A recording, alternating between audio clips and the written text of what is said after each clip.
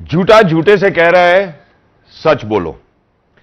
आम ऐलान हो रहा है कि सच बोलो। मेरे अपने घर में झूठों की मंडी लगी हुई है और मंडी के बाहर लिखा है सच बोलो। अस्सलाम वालेकुम ख़वातीन और हज़रात, मैं उम्मीद करता हूं कि आप सब ठीक ठाक होंगे। आप लोग देख रहे हैं गेम ऑन है। मुझे कहते हैं शहजाद एहसान खान। इस शेर का मकसद बड़ा ही वाज़ेह और बड़ा ही साफ है। मेरा ख्याल है कि ये शेर जो है हम सब की अक्कासी करता है। हम सिर्फ क्रिकेट के हवाले से बात नहीं कर रहे, मेरा ख्याल है बात जो है एट लार्ज की जा रही है। But today certainly because we are speaking on game on है, तो हम सर्टली इस प्रोग्राम को जो है वो पोस्ट मैच ही ट्रीट करेंगे। पाकिस्तान वर्सेस वेस्ट इंडीज, पहला test match, Brian Lara Cricket Academy. Ladies and gentlemen, Pakistan unfortunately wasn't able to perform really very well. And this is the 8th loss that we have had while we were playing away. Now imagine if we are to take a good look at the match summary of the first test. It was Shea Hope and Kevin Hodge making sure that they're going to score for their team. On the other hand, Mohammad Ali 450, Mohammad Abbas, and then a total of 311 for the loss of 10 wickets. जो गौर करने वाली बात है वो ये कि हमारे bowlers ने 10 आउट किए। Pakistan first innings, Shan Masood, a maiden ton for Brian Lara Cricket Academy. Shan Masood did wonderfully well. Imam Ullah with 60 of 102, Greaves with 5 of 27, Roach 2 of 53 towards the end, coming towards West Indies once again. It was Mohammad Abbas, Khurram Shahzad making sure that we get them early. But unfortunately, Pakistan couldn't rise, and this has been an issue. चौथी innings की हमने पहले भी बात की थी programme में, लेकिन सबसे पहले जरा अपने मौजूद मेहमान का तारुफ कराता हूँ, उनकी राय लेना चाहता हूँ as to overall how would they rate Pakistan's performance in West Indies. Ladies and gentleman, joining me today on game on है, हमारे लिए खुशनसीबी की बात है कि सबसे पहले former test cricketer himself mister Bajid Khan. Hello Bajid भाई, अस्सलाम वालेकुम, हाउ आर यू? अल्लाह का शुक्र। Thank you so much for joining us, wonderful to have you. और उन्हीं के साथ ख़वातीन हज़रात हमारे साथ मौजूद हैं, दी आयरन लेडी, जिनको कहता हूँ पाकिस्तान की जिस तरह से वो नुमाइंदगी करती है। Ladies and gentleman, happens to be the former skipper for Pakistan women one day international, T20 international, काफ़ी सारे एक्कोलेड्स हैं। She is madam Sana Mir. Hello madam, अस्सलाम वालेकुम, हाउ आर यू? वालेकुम अस्सलाम, अल्लाह का शुक्र, ठीक। Thank you so much for joining us, wonderful to have you. Bajid भाई, how do you see the game overall, what is your reaction? देखिए, अगर जो आपने 8 मैचेस का कहा ना, तो जब भी पाकिस्तान रिसेंट में टेस्ट मैच क्रिकेट खेलता है, स्पेशली ओवरसीज़, तो 2-3 दिन आपको ऐसे लगता है कि शायद ये मैच में इन रहेंगे, और इन रहते हैं। उसके बाद एक आधा कोलैप्स होता है या एक आधी पार्टनरशिप लगती है जहाँ से आप मैच हार जाते हैं। अब जो सैड रियलिटी ये है कि जो बड़ी टीमें होती हैं वो मोमेंट्स ग्रैब करती हैं, वो उस जहाँ पे मैच उनके हाथ में होता है तो वो मैच जाने नहीं देती। पाकिस्तान के जब मैच हाथ में आता है तो वो मुट्ठी खोल देते हैं और मैच जाने देते हैं। लेकिन ये सिर्फ टेस्ट मैच की मैं बात नहीं कर रहा, आप वनडे में देख लें, T20 में देख लें। T20 में भी हालांकि इतना छोटा फॉर्मेट है, उसमें भी आप कंप्लीट ऐसे डोमिनेट कर रहे होते हो और एकदम से आप मैच वो जाने देते हो। तो इसका ये मतलब है कि आप में वो क्वालिटी नहीं रही जो कि बड़ी टीमें, मतलब बड़ी टीमों से मुराद के जो टियर 1 है वो क्वालिटी नहीं रही है। मैं बात काफ़ी देर से कर रहा हूँ, लेकिन आपको अंदाज़ा हो गया है कि ये देख लें आप अवे फ्रॉम होम जब भी आपने मैच खेला है, और जहाँ पे ये साउथ अफ्रीका का मैच देख लें, मैच आपके हाथ में था, आपने जाने दिया। ये वाला वेस्ट इंडीज़ का मैच अभी 244 फॉर 3 और 38 रन पे 7 आउट हो जाते हैं। वहाँ पे बाकी बातें छोड़े आप, लेकिन अगर आप 38 रन पे 7 विकेटें खो जाते हो, उसके बाद मुझे ये कह दें कि यार ये टीम डिज़र्व करती है मैच जीतना, ऐसे नहीं है।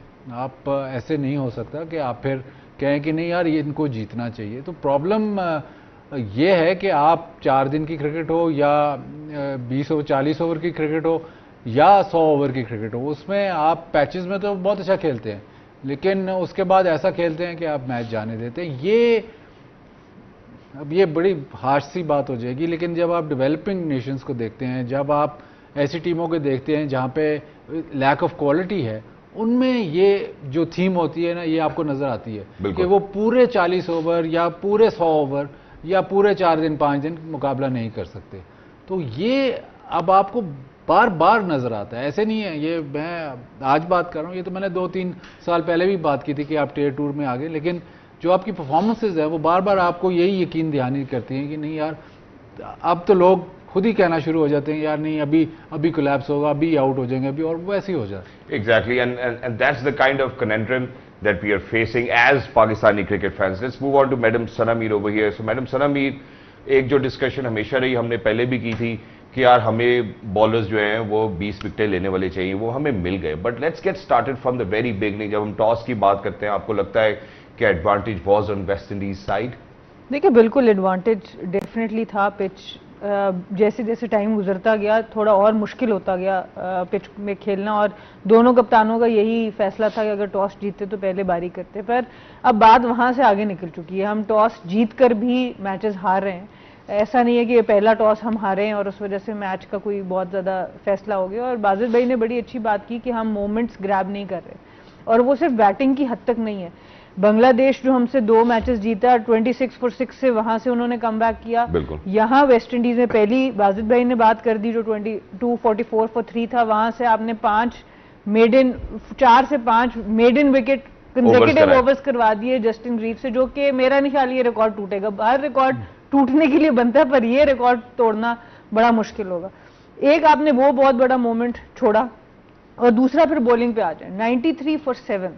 अब उनकी सिर्फ टेल रह जाती है, आपके पास 3 उनके फास्ट बॉलर्स रह जाते हैं। वहां पे आप 61 रन की पार्टनरशिप करते हैं और आप स्पिनर को ट्राई ही नहीं करते, आप सिर्फ फास्ट बॉलर से लगे जाते हैं। और वो भी फास्ट बॉलर्स यॉर्कर बिल्कुल अटेम्प्ट नहीं करते, वो पीछे पीछे बॉल करते हैं और वो विकेट कीपर के ऊपर से चौके हो रहे हैं। सो अब इसी बात के ऊपर आपने शान मसूद को फारिग किया जी, कह के कि जी हम लोग मैचेस में क्लोज गए और आखिर में हम मैच फिनिश नहीं कर पाए। तो हमारा जो सारी बात होती है ना कहने की, आप कप्तान बदलते हैं, आप कोच बदलते हैं, जब तक सिस्टम से इस तरह से आप प्लेयर्स नहीं बनाएंगे जो बड़े मोमेंट्स को ग्रैब कर सकें, उनकी क्वालिटी आप बेहतर नहीं करेंगे, अपना क्वालिटी ऑफ क्रिकेट बेहतर नहीं करेंगे, तब तक ये प्रॉब्लम कहीं नहीं जाने वाला। आप जो मर्जी ऊपर चेंजेस कर दें। तो ये एक बहुत तकलीफदेह चीज है। देखिए 61 रन्स की पार्टनरशिप 8वीं विकेट पे बहुत बड़ी पार्टनरशिप है। आपको 3 विकेटें चाहिए थी, वहां से 100-150 रन की लीड पे आप खत्म कर देते मैच और आप वो चेस करते आराम से। तो जो शुरू का एक डिसएडवांटेज आपने कर दिया, जो चलो जी 244 for 3 से आपने कोलैप्स कर दिया, वो आपने कवर कर लिया था अपनी बॉलिंग से, लेकिन अनफॉर्चुनेटली फिर आखिरी 3 विकेट्स आप नहीं ले सके। एग्जैक्टली और ये आखिरी 3 विकेट्स का मसला भी, आपने भी कोचेस की बात की, आपने भी कप्तानों की बात की कि उनको तब्दील करते हैं। हम इसमें कल इंशाल्लाह जरूर तफसीली बात करेंगे, आज हम गेम के ऊपर रहेंगे। लेकिन अभी तो यही नहीं समझ में आता कि चीफ सिलेक्टर कौन है। अगर हम सिलेक्टर्स की बात करते हैं तो रीजन्स की पार्टिसिपेशन उसमें नहीं नजर आती, which is a longer debate. But let's get started from the first innings as well. How do you think, because early हमें 2 विकेट्स मिल गए थे, उसके बाद फिर पहले सेशन बारिश, फिर उसके बाद इवेंचुअली हमने देखा कि हमें पार्टनरशिप डेवलप होती हुई नजर आई। How do you think Pakistani bowlers were when they had the chance? हमने early on 2 wickets ली, but then later on we let them develop that partnership. आपको लगता है डिसीजन मेकिंग और अच्छी हो सकती है, बॉलर यूटिलिटी? देखिए बॉलिंग मेरे हिसाब से तो 300 वाला पिच ही नहीं था। अगर उन्होंने बैटिंग पहले की है तो 300 बहुत ज़्यादा रन्स करवा दिए आपने। हालांकि इवन उसमें भी आपने आखिर में जाके कमबैक ज़रूर किया है। बॉलर ने पूरे खिलाए, पहली दफ़ा पूरे बॉलर खिलाए, तो आपके पास वो लीवे था। इसी वजह से शायद थोड़ा सा आपका कमबैक हुआ एंड में।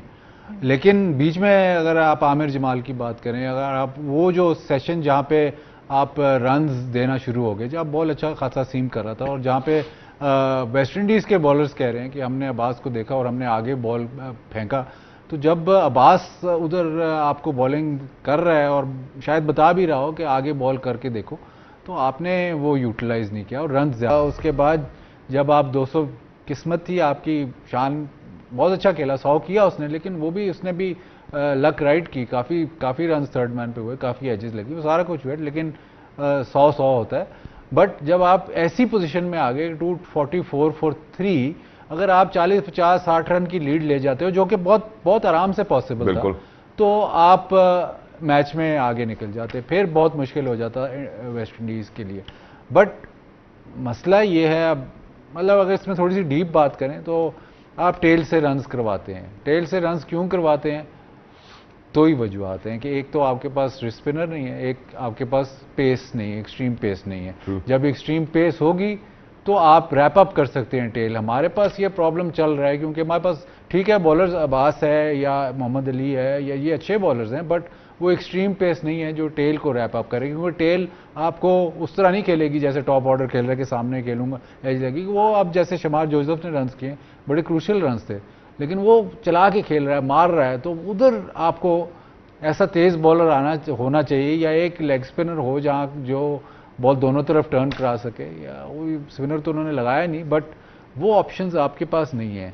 दूसरी, मैं लोगों को सुन रहा था कि जी टेल बहुत लंबी थी पाकिस्तान की, इन्होंने 5 बॉलर खिला दिए तो वो आमिर जमाल जो है उसको बैटिंग ऊपर करनी पड़ गई। उससे पहले क्या होता रहा? इससे पहले भी आप मेरे पास वो अगले मैं आपको सेगमेंट में मुझे वो किसी ने स्टैट भेजा हुआ था कि कितने टेस्ट मैचेस में आप आखिरी 5 विकेटें तो ऐसे मक्खन मलाई आपकी गिर जाती हैं, तो उसमें आप ये याद रखें कि उसमें 7वें पे आपका बैटर आ रहा है। आखिरी 14 टेस्ट मैचेस में, आखिरी 14 टेस्ट इनिंग्स में हमने इसी तरह विकेट्स गंवाई हैं। हाँ, तो इसमें 7वां बैटर आ रहा है ना, तो इसमें तो ये कोई मतलब ये कोई नई बात तो नहीं है कि आपने आखिर में इतनी विकेटें गिर गई और जल्दी से गिर गई।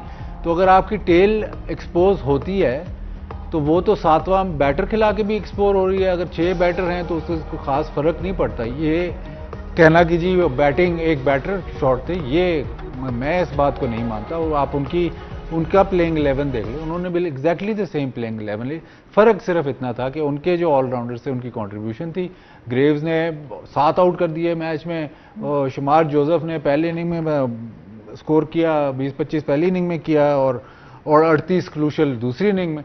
तो वो जो कंट्रीब्यूशन वो कर रहे हैं, ये कह देना कि नहीं जी टीम नहीं ठीक खिलाई, बैटिंग कम थी, ये गलत है। क्वालिटी कम थी, क्वालिटी कम थी। उसका जो मेरा ख्याल है कि जिसको हम नटशेल में बंद कर सकते हैं मैडम सना, वो ये है कि जहां पे पिच पे एक्स्ट्रा बाउंस होगा, इनवेरिएबल बाउंस होगा, गेंद सीम होगी, रिवर्स स्विंग होगी, या बॉल जो है वो ब्रेक करेगा, गेंद ब्रेक करेगा, हमारे प्लेयर्स वहां नहीं खेल सकेंगे अनफॉर्चुनेटली। ठीक है, इसके अलावा और क्रिकेट में क्या होता है ये नहीं पता। रेड़ा विकेट होगी, सीधा खेलेंगे तो शायद खेल लें।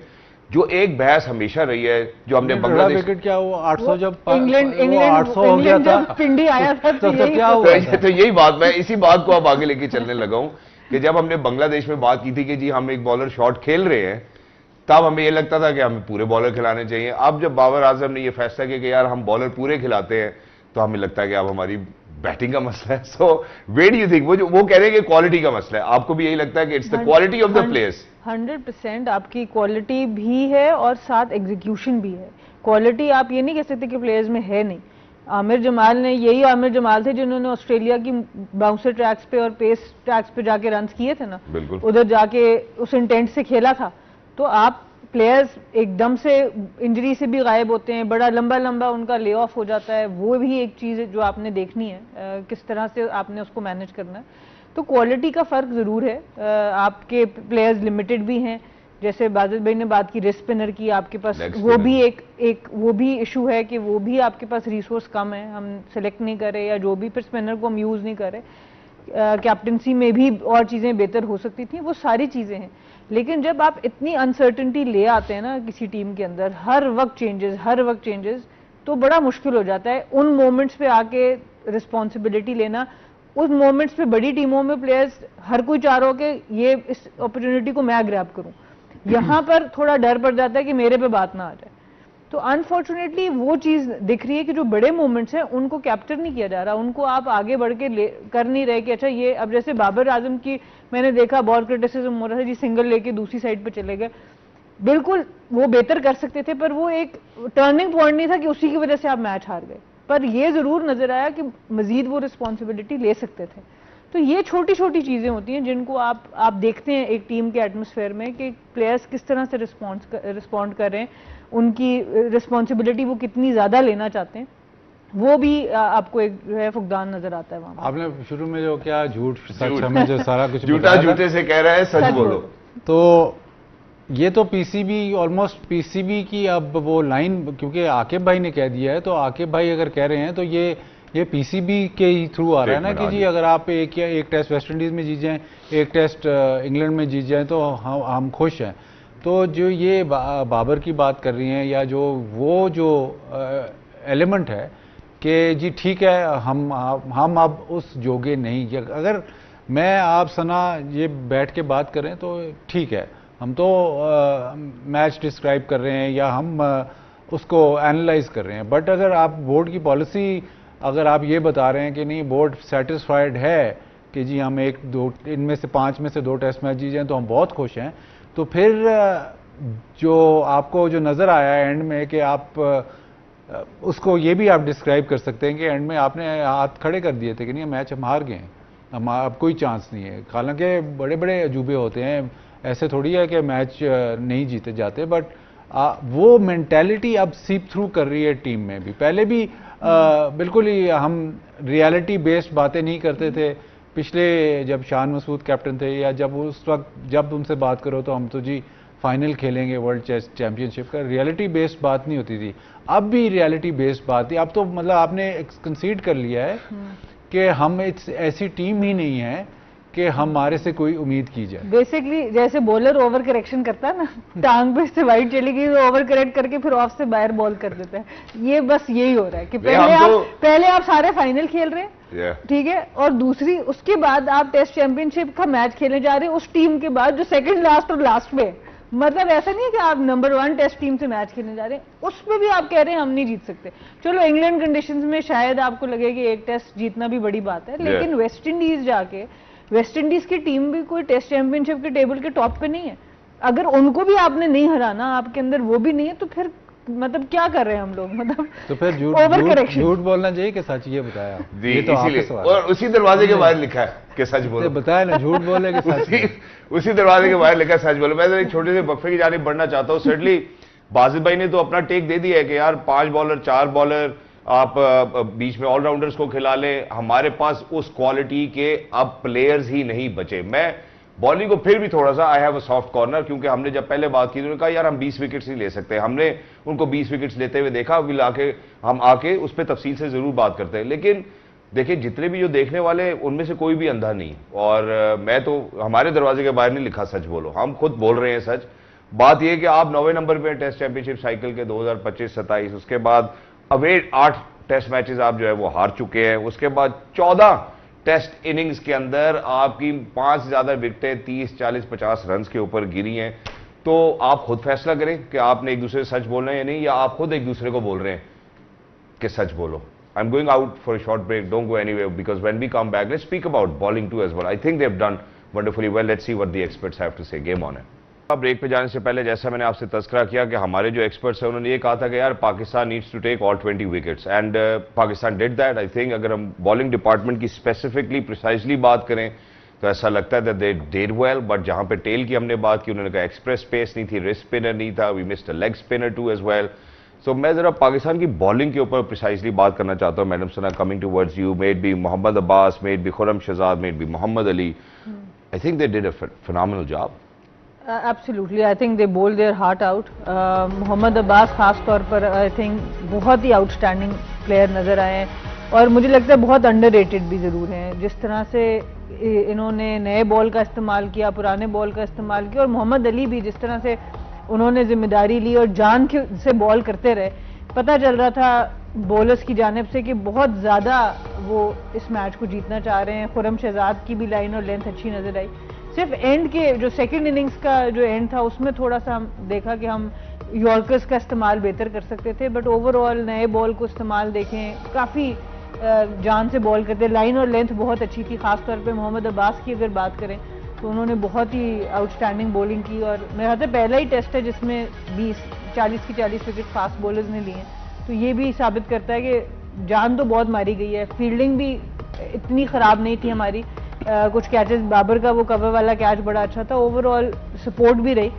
लेकिन मोहम्मद अब्बास का मैं ज़रूर ख़ास तौर पे कहना चाहूँगी, जिस तरह से खामोशी से अपना काम करते रहे, काउंटी क्रिकेट में परफॉर्म करते रहे, काफ़ी दफ़ा टीम से इन आउट होते रहे पेस की वजह से। लेकिन जब आपके पास इतना कंट्रोल हो, इतनी लाइन और लेंथ आपकी अच्छी हो, जब आप ऐसे बॉलर को नया बॉल देते, वो अपने रोल पे बॉलिंग करते रहे, ऐसे बॉलर को जब आप फर्स्ट चेंज ले आएंगे तो उसका वो फ़ायदा आप नहीं उठा सकते। तो आई थिंक उस लिहाज से इनका यूज़ भी बड़ा अच्छा नजर आया, और इन्होंने शो किया कि किस तरीके से इस पिच पे बॉल करनी चाहिए। Exactly, एक मुस्कुराहट जो है वो उजागर होती नजर आ रही है। देखिए अब ठीक है, आप कह रहे हैं 20 विकेटें हमने ले ली, बड़ा अच्छा, बहुत अच्छी बात है। आप नहीं बोला था कि हमें 20 विकेटें लेनी है? बिल्कुल ठीक है, लेकिन आप देखिए कितने दिन में मैच खत्म हुआ? 4 दिन।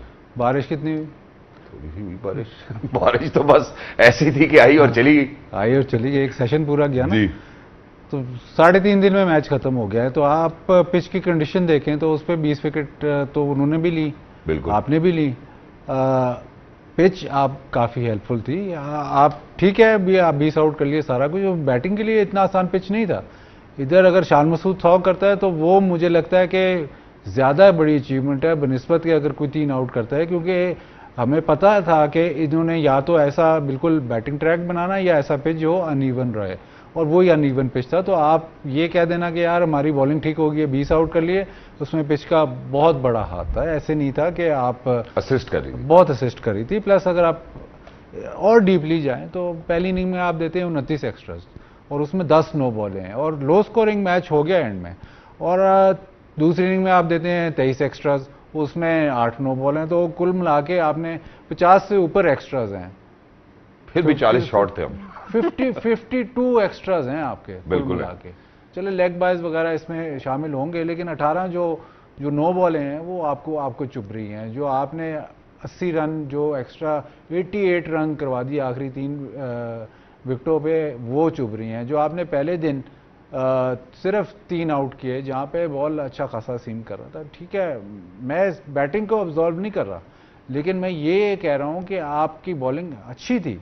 ठीक है आपने 20 आउट किए, लेकिन फिर भी ये देख लें कि आप 8वें 9वें नंबर की टीम जो है वो आपको आउट बॉल कर रही है। एग्जैक्टली और जहां पे आपने अभी पिच के हवाले से बात की, ऑब्वियसली विकेट असिस्ट कर रही थी, सर्टली अब कोई आपको डिफरेंट विकेट मिलेगी उसके ऊपर क्या 20 विकेट्स ले सकते हैं, इस हवाले निशान। एक बुनियादी सवाल और भी पूछना चाहता हूं, जहां हमने सिलेक्शन के हवाले से बात की थी, शाहीन शाह अफरीदी को नहीं खिलाया, फिर नुमान को नहीं खिलाया, आपको लगता है, क्योंकि उसमें आकिब भाई ने ये रेफरेंस दिया था कि यार इनकी दूसरे तीसरे दिन जो है ना पेस वेवर कर जाती है। नुमान अली की तो उस दिन भी बात हुई थी कि मुझे समझ नहीं आया कि नुमान अली ड्रॉप कैसे होता है। आपको इतने सालों से जैसे आपने जैसी मर्जी विकेटें बनाई हैं, इवन जब ये बांग्लादेश या श्रीलंका गया तो इसने आउट किए हैं और कंसिस्टेंटली आउट करता आ रहा है। तो 1-2 टेस्ट मैचेस में आप उसको टीम से ही बाहर कर दो, ये मुझे समझ नहीं आई। उससे पहले इन्होंने आसिफ अफरीदी की बात की, चलो उसको 2 मैच खिलाए और बाहर कर दिया, चलो उसको तो आपने लिफ्ट ही नहीं कराई। लेकिन नुमान अली जो आपको कंसिस्टेंटली आउट करके दे रहा है, और ये नहीं है कि वो थक रहा है और बाद में से बॉलिंग नहीं हो रही है, वो ये इस सिलेक्शन पे इसकी एक्सप्लेनेशन भी नहीं आई और पता भी नहीं चला कि क्यों ड्रॉप हो गया। वो अली उस्मान बहुत अच्छा प्लेयर है, आपने उसको आपने इस तरह सेल किया कि यार ये आपके पास एक मैच विनर है, ये बहुत अच्छा प्लेयर है और बड़ा कंसिस्टेंट है। लेकिन नुमान अली भी तो बहुत अच्छा बॉलर था। नुमान अली तो आपको ऑलमोस्ट हाईएस्ट रैंक बॉलर था, तो आपने उसको जाने दिया। तो इसका मेरे पास जवाब नहीं है, ना हमें कोई एक्सप्लेनेशन मिली है कि नुमान अली किस वजह से ड्रॉप हुई। शाहीन शाह अफरीदी या फास्ट बॉलर्स को आप कहते हैं कि दूसरे तीसरे स्पेल में पेस ड्रॉप हो जाती है, तो वो चलो ठीक है मान लेते हैं। लेकिन नुमान अली की क्या फ्लाइट ड्रॉप हो जाती है या टांग पे बॉलिंग शुरू कर देता है या उससे आउट नहीं होता है, ये कोई एक्सप्लेनेशन नहीं है। This truly stands a question mark. So madam Sana continuing with that, जो अभी बाजिल भाई ने ये बात की, ऐसा तो नहीं है कि हमारे पास कोई अच्छा लेग स्पिनर नहीं था या हम उसको नहीं खिला सकते थे, जिसकी आज हम बात करेंगे यार we missed out on that. थोड़ा सा मैं जरूर आपसे चाहूंगा कि आप अली उस्मान के वाले से भी बात करें कि how do you think Ali Usman is now. देखिए अभी भी उनके बारे में कुछ कहना इस तरह से अर्ली है कि आपने उनको 13 ओवर में देखा है जिसमें ज्यादातर वो ब्लॉक करते हुए, उनके ऊपर कोई अटैक नहीं नजर आया। उनको जब बॉलर का पता तब चलता है जब उस पर अटैक होता है, फिर वो उधर से कैसे वापस आता है।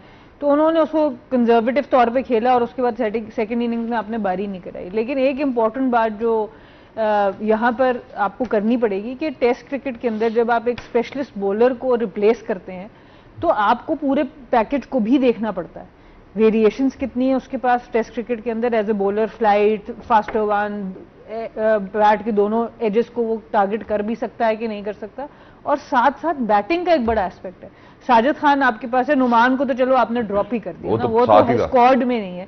साजिद खान आपके साथ है, वो उन्होंने बैटिंग में भी रन्स करके दिखाए हैं और फाइट करके दिखाया है।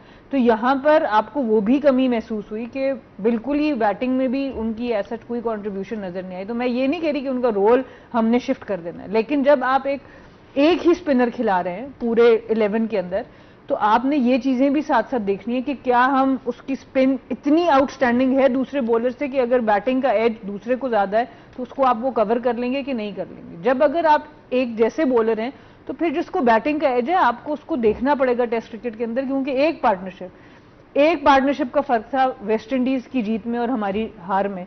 जो 61 रन की पार्टनरशिप हुई उनके शमार जोसेफ और रोच के दरमियान, तो हमारे पास वो पार्टनरशिप ऊपर से तो नहीं आई, लेकिन नीचे पे भी दोनों इनिंग्स में आपको नजर नहीं आई कोई भी रेजिस्टेंस। तो साजिद खान का वो भी आपको नजर आता है। तो जब हम चेंजेस करते हैं, मुझे एट टाइम्स ऐसे लगता है हम सिर्फ ये दिखाने के लिए नहीं हम डोमेस्टिक से भी प्लेयर, एक पैनिक सा नजर आता है कि डोमेस्टिक में किसी ने परफॉर्म कर दिया जल्दी से खिला दो ताकि बात हो जाए जी हम मौका देते हैं। आप मौका जरूर दें, लेकिन जब प्लेयर पूरी तरह तैयार हो और हर तरह से तैयार हो, बैटिंग में, फील्डिंग में, बॉलिंग में, तब आप उसको मौका दें ताकि फिर लंबा मौका दें। फिर आसिफ अफरीदी की तरह एक मैच के बाद, या इमरान भट्ट एक आए थे जो मेरे ख्याल से कैच स्लिप में उनको मशहूर थी, कैच बड़ा अच्छा करते हैं, उसके बाद वो भी साइड पे हो गए।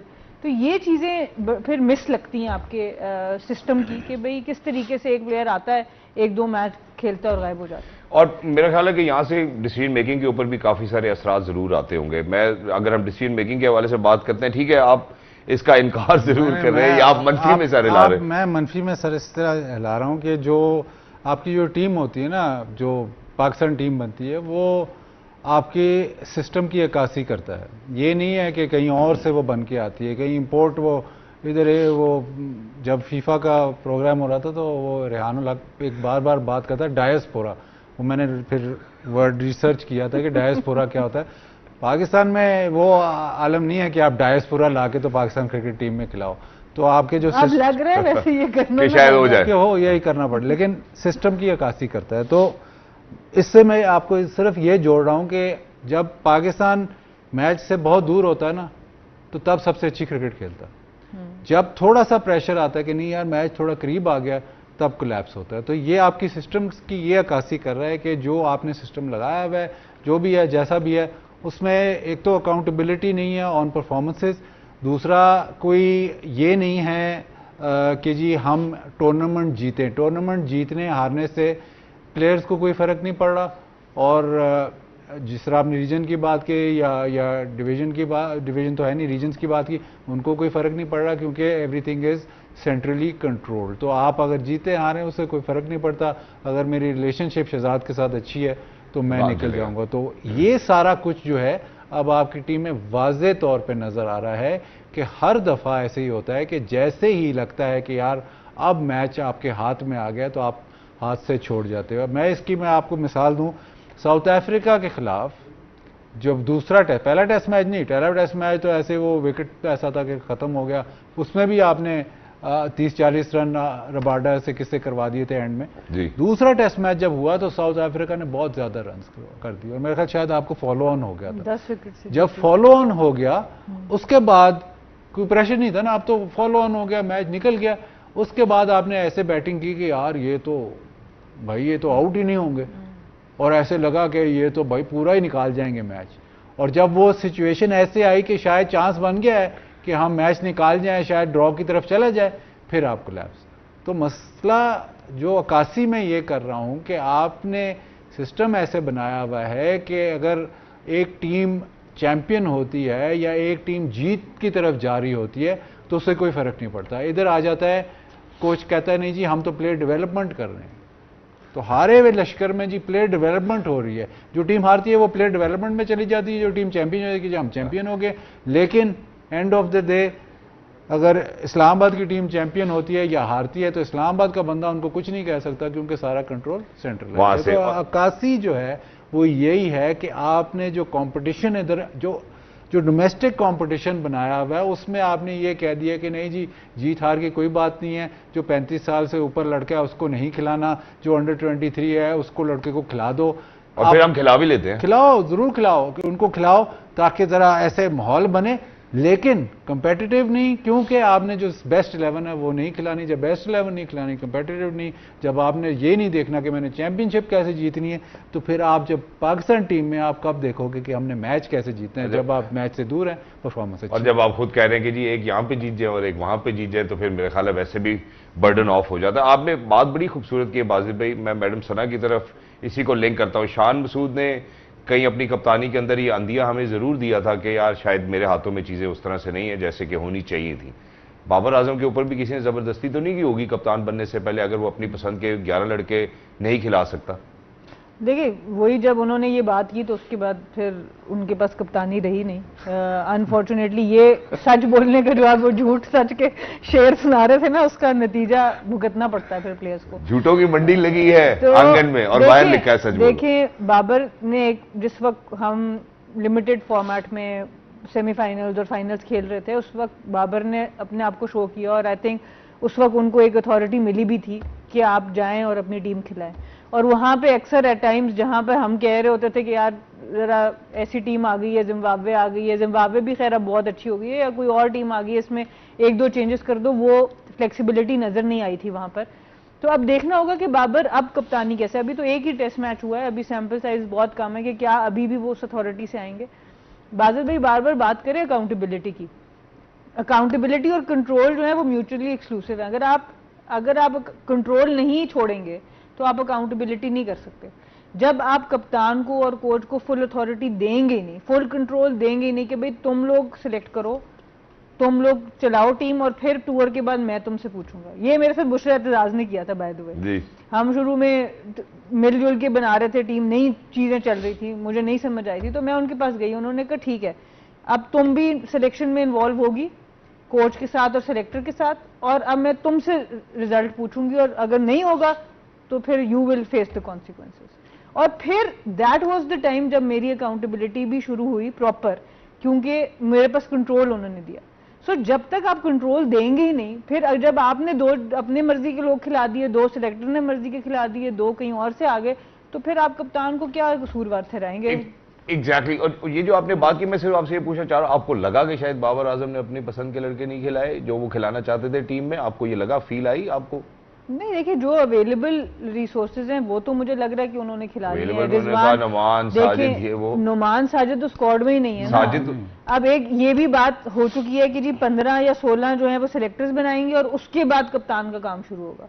लेकिन अगर कप्तान को आपने एक्चुअल अथॉरिटी देनी है तो 15-16 में भी उसकी इनपुट होनी चाहिए। तो ये जो कंट्रोल की बात करिए, अब ये अगेन हम तो सारे जब टेस्ट मैच होता है या पाकिस्तान खेलता है तो सारी दुनिया वही देखती है ना, लेकिन नीचे तो वो तो हमारा काम है कि लोगों को बताना कि नीचे क्या होता है। ये एग्जैक्टली द सेम है नीचे भी। अगर रावलपिंडी की टीम बन रही है या इस्लामाबाद की बन रही है, लाहौर की बन रही है, फैसलाबाद की बन रही है, जहाँ की भी बन रही है, तो वो पीसीबी क्रिकेट बोर्ड आके बना रहा है, तो जो कंट्रोल जो दिया हुआ है ना वो उनके पास है, आपके पास नहीं है। आपने सिर्फ नाम देने, आपने सिर्फ नाम देने। और एक वक्त ऐसा भी था कि अंडर 13 का अगर आपने लड़का इस्लामाबाद का खिलाना है तो आपने डायरेक्टर पीसीबी को फोन करना है, तो कंट्रोल उनके पास है। तो वो जो बात कर रही है कि फिर अथॉरिटी कैसे आए जब कंट्रोल उनके पास है। प्लस द फैक्ट कि अगर कोई भी रीजन जीत जाता है फर्स्ट क्लास सीजन या कोई ट्रॉफी जीत जाता है, उसमें वो उस रीजन या उस इलाके की जीत नहीं है कि वो पीसीबी की जीत है, क्योंकि सारा कुछ तो उन्होंने किया, सिलेक्टर उन्होंने डाले, उन्होंने ये बताया कि जी इसने 250 रन किए हैं तो ये सिलेक्ट होगा, इसने 239 किए हैं तो ये नहीं सिलेक्ट होगा, ये 6 नंबर पे खेलेगा। जो आपके डिस्ट्रिक्ट के मैच हैं उसमें आपको पूरा लिख के दिया जाता है कि भाईजान ये 7वें नंबर से ऊपर नहीं जाएगा। तो वो जो कोच है जो चला रहा है उसकी क्या डिस्क्रेशन है, उसका क्या कंट्रोल है, उसकी क्या वो इवॉल्व कैसे होगा। जो आपका जो इवन जब आप रीजन में जो फर्स्ट क्लास में है, जो आपकी कोच या मैनेजमेंट की क्या अथॉरिटी है, क्योंकि आपको ने तो उनको रिस्ट्रिक्ट कर दिया कि भाई ऐसे होगा और हम ही बताएंगे आपको कि आपने ये लड़के खिलाने, यही खेलेंगे, आप कुछ नहीं कर सकते। तो ये सारा कुछ है, तो फिर कंट्रोल और वो सारी exactly. And thank you so much for saying that. और जहां आपने अकाउंटेबिलिटी की बात की, जिन लोगों के हाथों में कंट्रोल है उनकी अकाउंटेबिलिटी आज तक हमने यही देखी कि वो सिलेक्टर आए, सिलेक्टर से मेंटोर बन गए, मेंटोर से डायरेक्टर हाई परफॉर्मेंस सेंटर बन गए, अंदर ही है। हमें नहीं आज तक वो अकाउंटेबिलिटी उनकी नजर आई। अगर हम रिजल्ट्स पे बात करते हैं तो क्या आपको नजर आई? आप 2025 से ले लें, आप T20 वर्ल्ड कप ले लें, आप एशिया कप ले लें, हम जी फाइनल खेल के आ रहे हैं, हम ये खेल के आ रहे हैं। So I think this is a very valid point over here कि जिन लोगों के हाथों में कंट्रोल है उनकी अकाउंटेबिलिटी अभी तक नजर नहीं आई। But there are some positives that we certainly can take away. हमने अपने बॉलर्स के हवाले से बात की जिसमें बाजी भाई ने कहा कि यार पिचेस का एक बहुत ही अहम किरदार था इन विकेटों को लेने में, क्योंकि वेस्ट इंडीज ने भी ली। सर्टनली वो हम टेस्ट कर लेंगे अगले टेस्ट मैच में। But other than that I think कि जो पॉजिटिव्स हैं, जैसे शान की हमें यहाँ पर बात करनी चाहिए, we need to pick up on that. मैं जरा एक वक्फे की जानिब जाना चाहता हूँ। जैसे अब वापस आएंगे विल स्पीक अबाउट कि जो सीनियर खिलाड़ियों के बारे में हम बात करते हैं, मेड बी इमाम उलग, made B Shan Masood, made B Babar Azam, Mohammad Rizwan, Salman Ali Agha. What are they doing? After a short break. Welcome back. मैं certainly शान मसूद के टर्न के बारे में बात करना चाहता हूं, but during the break there was a brief discussion इसके ऊपर मैडम सना जो है वो मजीद ऐड करना चाहती है, जहां हम अकाउंटेबिलिटी, कंट्रोल और सिलेक्शन के हवाले से बात करते हैं. Please madam. देखिए, सिलेक्शन एक सबसे हॉट टॉपिक होता है. हम किसी भी टूर्नामेंट में जा रहे होते हैं, उससे निकलते हैं, कप्तान ने इसको नहीं खिलाया, कोच ने उसको नहीं खिलाया. उसका एक बहुत बड़ा मसला जो पाकिस्तान क्रिकेट के अंदर आ रहा है कि कप्तान जो है वो 15 और 16 जो आपका स्क्वाड बनता है, मेजॉरिटी टाइम उसकी सिलेक्शन में नहीं होते. कुछ एट टाइम्स ऐसा होता है आप कप्तान को इन्वॉल्व करते हैं, पर चाहे वो वुमेन्स क्रिकेट में देख लें, मेंस क्रिकेट में देख लें. मेरे अपने 8 साल मैंने कप्तानी की, उसमें भी ऊपर नीचे होता रहा, कभी इन्वॉल्व किया कभी नहीं किया. तो जब आप वो नहीं इन्वॉल्व करते तो मैं उस प्रोसेस को कहूंगी ऑटोमेटिक एलिमिनेशन. अगर मुझे एक प्लेयर चाहिए फॉर एग्जाम्पल अपने 11 में, पर मुझे वो सिलेक्शन 16 या 15 में ही नहीं देते, तो मैं अपनी बेस्ट 11 कैसे बनाऊंगी?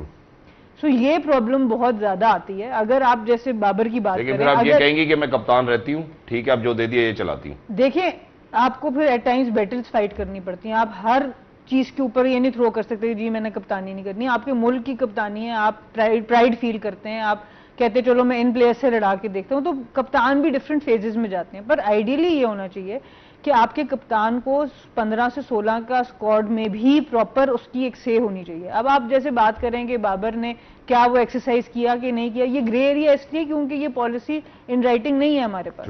अगर नोमान को वो 11 में खिलाना चाहते थे, पर नोमान 15 या 16 में है ही नहीं, तो बाबर कैसे अपनी बेस्ट 11 बनाएंगे? वो नहीं बना सकते. वो पूरे 4 मैचेस में अपनी बेस्ट 11 नहीं बना सकते, वो किसी और की बेस्ट 11 को लड़वाने की कोशिश जरूर करेंगे.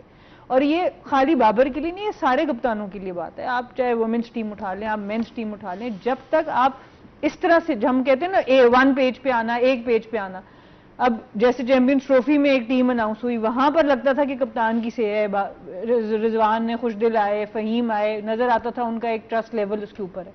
वो आपको बैकफायर हुआ शायद, उसके बाद आपने उस पॉलिसी को फिर मजीद चेंज करते गए. तो आपको ये देखना पड़ेगा आगे क्रिकेट की बेहतरी के लिए. मुझे ये लगता है कि जिसने टीम अंदर लड़वानी है ग्राउंड में, कोच का एक बहुत अहम किरदार है, पर कप्तान सबसे अहम है क्रिकेट के अंदर. जिसने टीम लड़वानी है उसके 11 में से जो मेन 11 के प्लेयर है वो तो आप दें, और उसके बाद जो 5 से 6 प्लेयर्स उनको रिप्लेस कर सकते हैं, उसका स्क्वाड बनना चाहिए, तभी वो प्रॉपर तरीके से लड़वाएगा. और फिर उसके ऊपर अकाउंटेबिलिटी भी करें. इसको आसान अल्फाज में यही है, आज मैं ट्रांसपोर्ट का इंचार्ज लग जाऊं, 10 बंदे जो है वो घर जाने के लिए खड़े हैं, लेकिन उन्होंने गाड़ी दी, उसके पहिए नहीं है, तो तब डायस्पोरा वाली बात आती है कि हमें बाहर से गाड़ी करानी पड़ेगी. माशाल्लाह आपके पास हमारी गाड़ी छोड़ाएगा. आपके पास तो 12-13 गाड़ियां, आपको क्या मसला ज्यादा है? हाँ, बंदे नहीं, एक बंदा भी आप उठाए गाड़ी में तो पूरा नहीं होता. देखिए यहाँ पे वो डायस्पोरा वाली बात है. लेकिन इसमें ये जो सवाल कह रही है ना कि सिलेक्शन, अब मुझे ये बता दें कि जो अकाउंटेबिलिटी है वो सिलेक्टर्स की अकाउंटेबिलिटी कभी भी नहीं होती. आज तक नजर नहीं नजर आई. होती नहीं ना वाजिद भाई, वो कहते हैं 11 गलत खिला दी. नहीं तो वहां से उठाते हैं, मेंटोर बना देते हैं, मेंटोर से हटाते हैं. अब्बास की, अब सब लोग लगे हुए कि अब्बास का रिकॉर्ड, तो पहले अब्बास का रिकॉर्ड नहीं था. जब आपने उसको इतने साल नहीं खिलाया, उसके साल जाया किए, नहीं खिलाया, ठीक है, पिचेस उसको अपने मुताबिक मिल रही, वो that is everything is fine. लेकिन अगर आप उसका रिकॉर्ड उठा के देखें तो आउटस्टैंडिंग रिकॉर्ड है. और उस रिकॉर्ड में वो मैच कितने खेला है? 30. और कब से खेलता आ रहा है. तो जब उसको ड्रॉप किया गया, वो कौन थे सिलेक्टर, आया कि अभी भी वो इन्वॉल्व हैं पाकिस्तान क्रिकेट में. तो ये चीज़ें. लेकिन अब दूसरा मसला ये है कि अब पीसीबी ने, बल्कि आकिब भाई ने ये कह दिया कि सिलेक्टर तो पार्ट टाइम जॉब है. हमने तो सिलेक्टर तो पार्ट टाइम है, उसके बाद वो जो मर्जी करें. तो अगर सिलेक्शन ही पार्ट टाइम है तो बाकी काम उन्होंने करने हैं, तो मुझे फुल टाइम वाला जॉब मुझे बताया. यार तो हमारे टेस्ट के कप्तान को कंसल्टेंट भी तो बना दिया बीच में कि कप्तानी तो कोई मसला नहीं है, कंसल्टेंसी करो. लेकिन ये जो है ना, ये बड़ी ज्यादती है कि आप सिलेक्टर्स जो भी सिलेक्ट करते हैं, जब टीम जीतती है तो वो कप्तान ने जिता दी, और जब टीम हारती है तो सिलेक्टर्स. लेकिन अकाउंटेबिलिटी नहीं है. अब सबसे बड़ी मिसाल, अब मैं ये कहना नहीं चाहता, लेकिन सबसे बड़ी मिसाल है कि किसी को 1992 का सिलेक्टर नहीं पता कि कौन था. वर्ल्ड कप तो आप जीत गए, लेकिन सिलेक्टर नहीं पता था. लेकिन उस तो अकाउंटेबिलिटी और रिवॉर्ड, मतलब वो रिवॉर्ड भी कोई नहीं है, कोई एक्नॉलेजमेंट भी नहीं है। तो जब एक्नॉलेजमेंट नहीं होगी तो फिर अकाउंटेबिलिटी कैसे होगी? अब अब्बास का बिल्कुल आपके सामने है कि इतने साल वो क्यों नहीं खेला, कैसे नहीं खेला, क्या हो गया था, क्या मसला था। ठीक है, एक दो टेस्ट मैच, मुझे एडलेड में शायद ये टेस्ट मैच खेला था जहाँ से बॉलिंग नहीं हुई थी, उससे पहले न्यूजीलैंड में खेला था जहाँ से बॉलिंग नहीं थी, लेकिन उस बावजूद उसके ये अंडर 20 या 21 की इसकी एवरेज थी। तो आपने फिर इसको जाने दिया, फिर आप इसको वापस, जब आपने जाने दिया कि जी नहीं इसकी पेस नहीं है, तो जब वापस आया तो पेस इंक्रीज हो गई है। तो वो फिर आप सेलेक्टर्स आप सब भूल गए होंगे कि कौन सेलेक्टर था, कौन कोच था, कौन ऑन एंड ऑल था, उसके बाद सेलेक्टर कौन लगा, उसके बाद 3-4 साल वो सेलेक्टर ने किसको खिलाया, ये सब भूल गए होंगे। बिल्कुल ऐसे। अब वो लोग बैठ के कह रहे होंगे नहीं यार बड़ी जाती, बड़ी जाती की, और इसीलिए हैंस द क्वेश्चन के जहां शाहीन की पेस के ऊपर सवाल था वहां इधर पेस के ऊपर कोई बात नहीं कर रहा, वो आप पिच के असिस्टेंस के बारे से बात कर चुके हैं। Let's move on towards our batters now. आखिरी 5 आपने पेस की बात की तो जो ग्रीव्स की बात करना चाहते हैं। मुझे जब मैं ये ऐसे हो रहा था ना, इन्होंने बताया कि 5 मेरे ख्याल 5 मेडन, पांच विकेट मेडन और consecutive, wicket maiden overs consecutive, और ऐसे मीडियम पेस से ऐसे ठक करके अंदर। तो मुझे हमारे गुरु होते थे, वो मैच खेले हैं, वो उन्होंने मुझे याद भी करवाया है। एक मैच हुआ पाकिस्तान का ना सिडनी में, वनडे मैच था वेस्ट इंडीज़ के खिलाफ। उन्होंने 214 किया अपने 50 ओवर, पाकिस्तान ने 81 किया 48 ओवरों में। 81 ऑल आउट कितने ओवर? 48 ओवर में। उसमें फिल सिमंस, जिसकी शायद ग्रीव्स जितनी ही पेस थी, उन्होंने 10 ओवर, बॉल सीम हो रहा है और वो आगे बॉल फेंक रहा है। तो और हमारे सारी तकरीबन मीडियम पेसेस है, लेकिन हम टेल फिर भी नहीं आउट कर पाते थे। Something different going on for us. But ये आपकी बात नोट भी कर ली और कल के लिए जाओ। लेकिन जो आपको एक 2 दिन पहले ना हमने बुलाया था कि आ जाएं, आप तो लिफ्ट नहीं कराते, फिर कहते जी हम बुलाते नहीं। आपको बुलाया था गुरु, हमारे गुरु यहाँ राशिद भाई बैठे उनके साथ, तो उनसे ये कहानी फिर उनके ज़बानी सुनी थी, क्योंकि उन्होंने बड़ी लंबी बैटिंग की थी उस मैच में। Exactly, well that's great. और कल जो है वो हम इंशाल्लाह तफसील से वेस्ट इंडीज के हवाले से जरूर बात करेंगे। But at this point of time the positive that we really need to take home is Shan Masood. We need to speak about him. I think that was a fantastic turn. अगर वो भी ना होता तो फिर क्या होता? मैंने सुना बिल्कुल। आई थिंक कैरेक्टर की मेहनत रायगा नहीं जाती। इनकी वर्क एथिक की बात, इनकी वर्क एथिक की तारीफ हम हमेशा करते हैं कि ये वो प्लेयर हैं जो हमेशा बहुत जान मारते हैं। फिटनेस के ऊपर इन्होंने बहुत काम किया और वो फिर आपकी दिखती है कि जब क्रंच मोमेंट्स आते हैं, जब एक्सट्रीम प्रेशर आता है। अब एक प्लेयर जिससे कप्तानी चली गई, वो अब एज ए प्लेयर खेल रहा है, लोग बात कर रहे थे टीम में जगह बनती है नहीं बनती, उसमें आके 100 करना एक अननोन पिच के ऊपर जिस पे पहले इस तरह के मैचेस नहीं हुए, तो ये बहुत कैरेक्टर शो करता है। Exactly, and most runners of Pakistan in last 10 years is Shan Masood. So I think everybody can take a good look at it as well. Shan Masood, और जो मेरे ख्याल है मैडम सना ने यहाँ पे बात की है कि यार आपसे कप्तानी चली गई, उसके बाद फिर आप वापस आते हैं एंड दैट्स योर रिजॉल्व। आपने 3 सेंचुरियाँ बनाई, you know, in last 10 years। I am not sure whether they are too much, और यहाँ हमें कितना टेस्ट क्रिकेट खेलने को मिला है यहाँ पे। Sir, former test cricketer, sir please go ahead, speak about Shan Masood to. नहीं, मतलब उसके करियर के लिए, अपने लिए बहुत इंपॉर्टेंट ज़ाहिर है। जब भी आप रन्स करते हो, ये कहते हैं जी प्लेयर सेल्फिश, अगर आप टेस्ट मैच क्रिकेट में रन्स नहीं करोगे तो आपकी टीम आगे नहीं जाएगी। तो सेल्फिश प्लेयर होना टेस्ट मैच क्रिकेट में, मुझे इस बात की मुझे समझ नहीं आती कि अगर आप अपनी विकेट को वैल्यू नहीं करोगे कि मैंने आउट नहीं होना, तो सबसे पहले तो यही बात होती है। ये T20 वनडे आप जो चल पड़े हैं कि जी सेल्फलेस क्रिकेट होनी, वो आप छोड़ दें। टेस्ट मैच क्रिकेट में जब तक आप रन्स नहीं बनाओगे, जब तक आप मुश्किल सिचुएशन में रन्स नहीं बनाओगे, अभी डैरिल मिचेल ने जो इंग्लैंड के खिलाफ 100 किया, उसमें भी तो उसने इतनी लंबी बारी ली, लेकिन वो आपकी टीम को ज़रूरत होती है कि रन्स के बगैर, 100 के बगैर बहुत रेयर होता है कि आप टेस्ट मैच जीतो। और शान के लिए बहुत ही इंपॉर्टेंट था कि वो अब रन्स करें, ताकि वो जो शायद एक तलवार थी कि शायद अब कप्तानी से तो हट गया तो टीम से भी बाहर हो जाए, वो उसने नहीं होने दिया। उसने 100 कर दिया है और मतलब अपना टीम में जगह बरकरार रखेगा।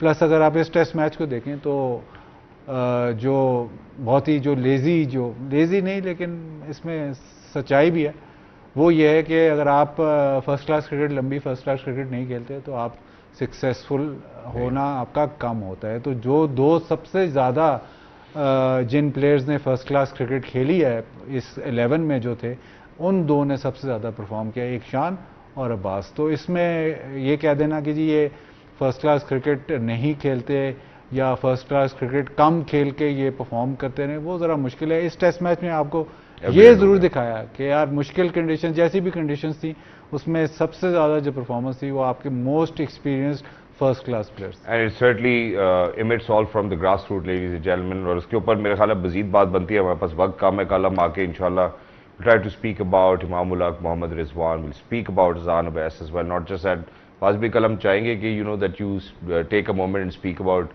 West Indies as well, and where how ruthless now they are becoming, and it's a mix of both newer and older players, how they have picked up on it, and I think we would want to listen on that as well। But thank you so much Basit bhai for being with us, thank you so much Madam Sana, आपका भी बहुत बहुत शुक्रिया। For people who are out there, ख़वातीन ज़ात, हमने काफ़ी सारी तफसीली बात कर दी है, और अक्सर ऐसे होता है कि ये वो बातें सर्कल करती हैं, because we have already spoken the truth before too as well। So I think from here onwards the only positive that we could take away, Pakistani bowlers, Shan Masood, yes he did great as well, Babar Azam ki kaptani, we need to still look at it how it's going to be in the next game, and we are hopeful because that's the only thing that we are left with। Ladies and gentlemen, Allah Hafiz, khush rahiye, abad rahiye, game on है।